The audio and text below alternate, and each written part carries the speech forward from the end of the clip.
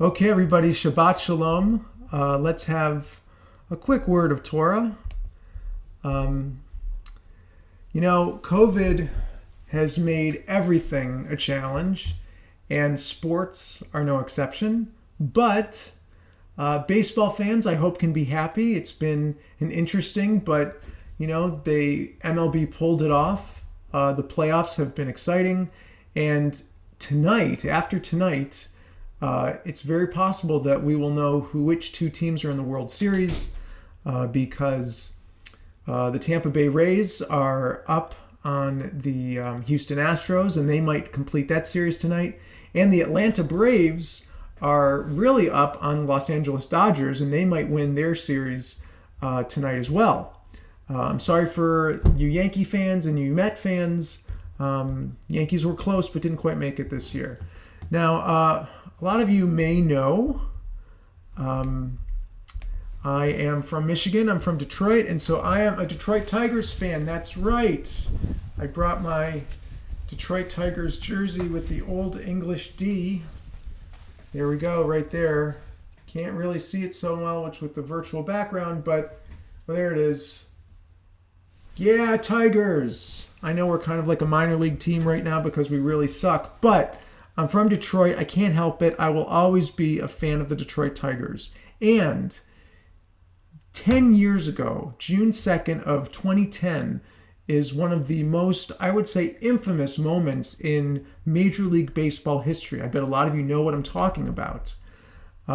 June 2nd, 2010, Armando Galarraga was the pitcher for the Detroit Tigers, and he was pitching a perfect game. He got out the first 26 hitters. He was on the last hitter, 2 outs in the bottom of the ninth. The Tigers were playing the Cleveland Indians. The fans, this was in Detroit, the fans were going wild. No Tiger had ever pitched a perfect game. Galarraga was 1 out away. So Indians shortstop Jason Donald hit a ground ball.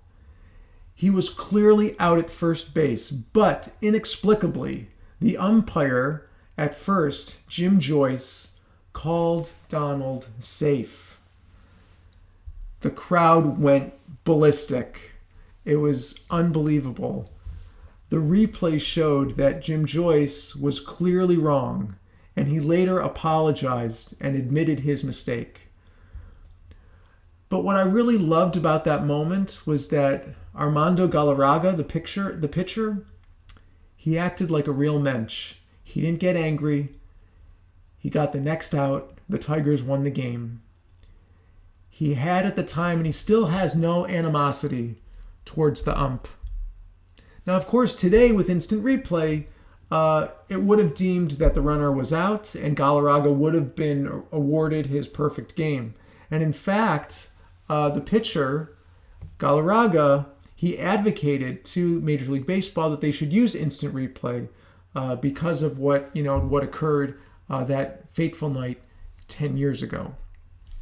So I've been thinking about perfection and perfect games this week, reflecting on the anniversary of that incredible moment, because this week's parashah, the Torah portion, is Genesis. We are starting with the very first Torah portion of the entire Bible. And of course, in this parashah, God created the world in 6 days, and then God rested. Now, throughout the process of creation, God exclaimed that his work was tov, or good. Professor Tikva Frymer-Kensky, may her memory be for a blessing, noted that God could have made creation, and God could have made us, human beings, perfect. But the Torah does not say that creation was perfect. The Torah says that creation was good. So, why is that? Professor Kensky wondered. Why did God make us to be flawed creatures? I think that when we strive to improve both ourselves and the world, that's how we mature. And when we see an imperfect world, it motivates us to try and make it better. So we pray to God for the fortitude to meet our personal challenges and those challenges that are global. I think that God wanted to be in relationship encouraging us to learn new ideas. But if we're perfect, with perfection, there can be no growth.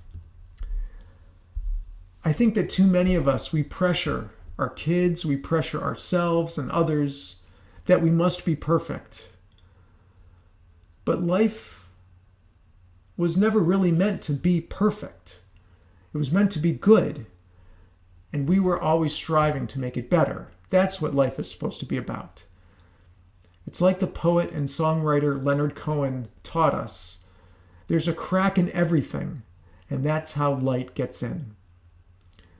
God made us good, mistakes and flaws and all.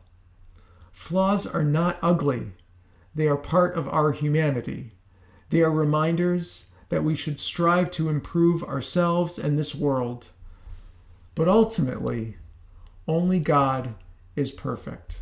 So again, I say, if you're a baseball fan, enjoy the rest of the playoffs and the World Series.